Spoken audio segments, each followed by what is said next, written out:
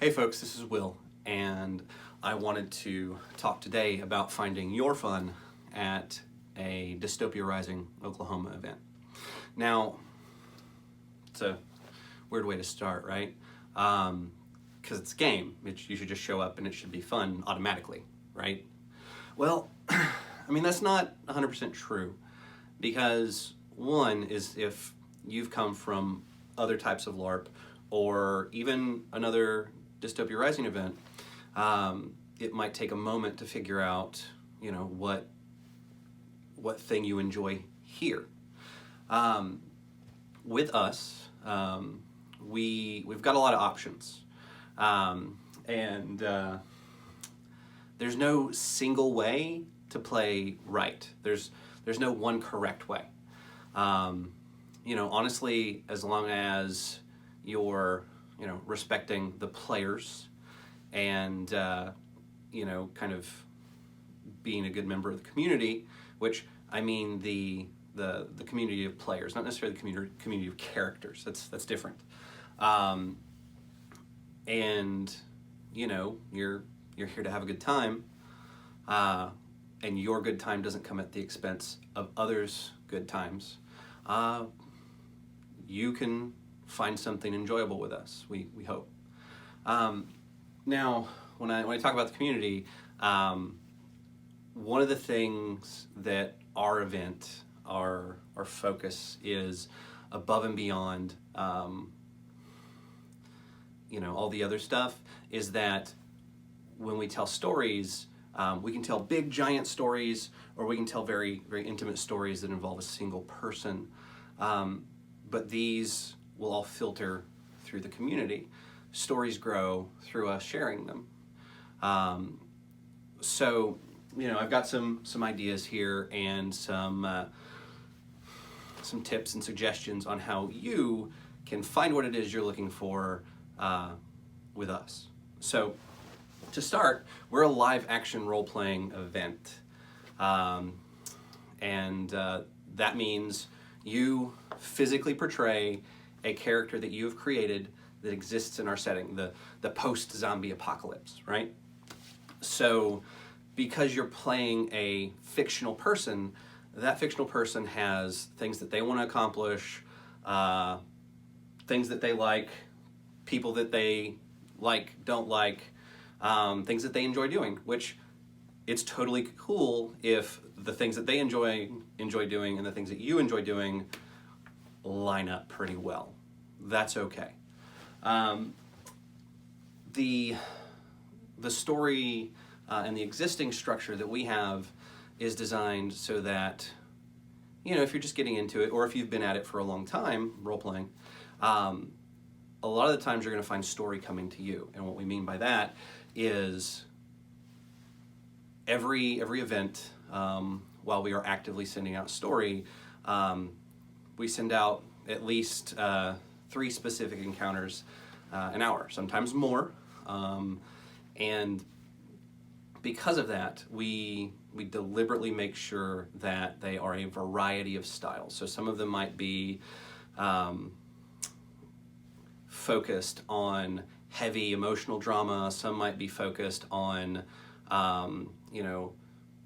the economy game, moving bits of plastic and, cardstock back and forth. And there's also, the action part, combat and, fighting the undead or raiders or, other strains sometimes. But ultimately, we will be sending out stuff throughout the event. And you can choose to engage with that or not. That's okay.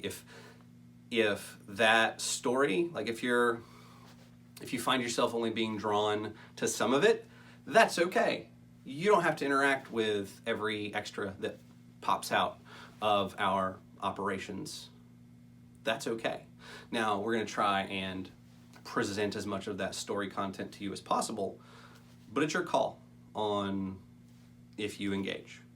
Now, sometimes those stories are things that are trying to eat you, and that's going to need to require a little bit more active avoidance if you don't want to be involved in that, because kind of a baseline for our setting is sometimes there are zombies. A lot.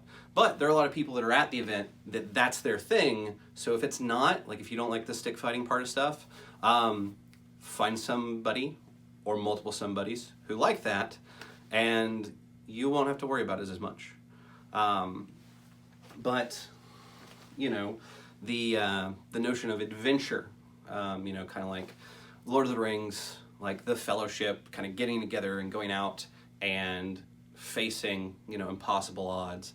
That's definitely something that we attempt to present in our stories. And your fellowship, your crew, may be different. It may be very small. It may be very large. That's okay. We can adjust. We can accommodate. Whatever it is you're looking for, we can help with. So another part of our setting is horror and suspense. These are paired items, but they aren't always together.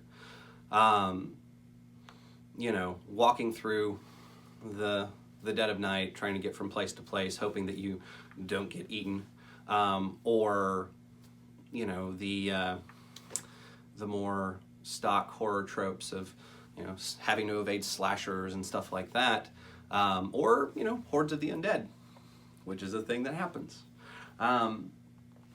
These are present, and one of the cool things is having your own personal character being afraid of things that you aren't necessarily. Not an afraid in like always runs away, but an afraid in it provides an additional challenge for them to get over. Now, you know, some people are all about it. An anecdote. I introduced a story element where there are going to be this small group of people going out abducting local characters, dragging them off the woods, you know, peeling their skin away from them and interrogating them. And I thought, you know, I'll get like a handful of people that are interested in this. I'll turn it into a story that I'll allow people to opt into instead of having it be just a mandatory thing. And an overwhelming number of people were super into it. So I took that input and I kind of cranked it up to be a bit larger than I was originally planning. And that way, people that wanted that experience got that experience. And people that weren't really into that didn't have to worry about it. Now they were a part of their friends' stories who did experience it. But that's cool. It's kind of a way that collectively we build story. So mysteries are also a big part of what we do. Very often there are questions that are unanswered, but not unanswerable. If players are invested and they chase the story, there's very often the opportunity to, you know, pull masks off of, you know, Scooby-Doo monsters and find out who was behind everything or why a specific thing was happening. And I've seen a lot of buy-in on that. People have been super into it. And that kind of leads me to my next point, drama.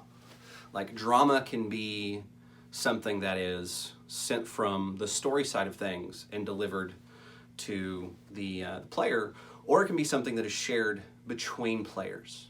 Now, this is something you're going to want to make sure that you kind of calibrate with your other players out of the play space, if possible, before introducing, because, you know, there's few things quite as fulfilling as an ongoing like cat and mouse game between players that are trying to socially outmaneuver each other, kind of one up. They have their own goals, and when it is something that is agreed upon outside the game, then that gives people the opportunity to, you know, be excited about what they're doing. Now, sometimes it will naturally occur based on play style, but that's still a thing I would suggest calibrating with. So again, back to the action part of stuff in my notes. We can be very physical because we're a boffer LARP, which means we have foam-based weapons that we use to physically interact with each other. Fight. Like, we really do it. Now, you're not gonna come away with bruises, and as long as you watch where your feet are going, you shouldn't have any problems with any injuries. Now, sometimes, people get excited in a fight and walk into a tree. I've seen it happen. But ultimately, it is a very active thing that's designed to be safe. And supplemental to that, we often have, I guess you could kind of describe it kind of like a challenge course, where there are physical obstacles that you have to navigate to get to the next part of the story. It could be, think, kind of an Indiana Jones kind of situation or Tomb Raider situation where, you have to bypass a bunch of traps in order to, infiltrate the base or, steal the loot or whatever. Those are things that we try to provide regularly, and, there's options there. And here's my favorite part about this. You, as a participant at one of our events, have the ability to work with us to create your own stories. We have a wealth of setting information that is available on our website, on our YouTube page, and if you find something in there, like if you find a gap where you're like, I want to tell this specific story and I don't see it here, or I want to be involved in this kind of thing. Like, our job, like literally my job, is to help entertain. I put together stories. My writing team puts together stories. Our guides help execute those stories. And the goal is for you to have a good time. And if there is something that you think will help with your enjoyment, if that is you really want to work on some sort of story antagonist, or if you want to work on, rebuilding your family's lost fortune, or, it can be really giant things that can change the scope of play, or they can be very, very personal things and everything in between.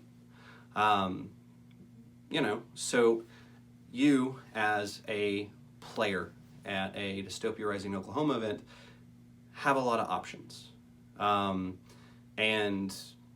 if you don't happen to be from Dystopia Rising Oklahoma, if you don't play with us, that's okay.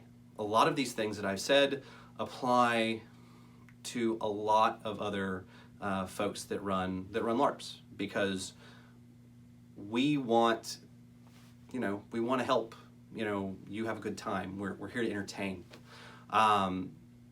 There might be things that you want to experience that don't line up with our setting. For example, if you want to be known as the best hacker in the wasteland, you're going to want to redefine what hacker means. Because as far as the computer stuff, that's not a part of our setting. So if you were to come to me and it's like, hey, I want to do this, I want to hack the Gibson, I would try and take the heart of what that is and see if we can accommodate it. Is it you want to uncover a great secret, you want to defeat a great mental challenge, whatever. Now, there are settings in which that is a totally appropriate endeavor. And, if that's something that's really important to you, you can go find those experiences. There are a lot of, fantastic LARP communities out there. You know, and there's a lot of great immersive events where we're just one of them. So if you want to, you know, have these experiences, you've got lots of options.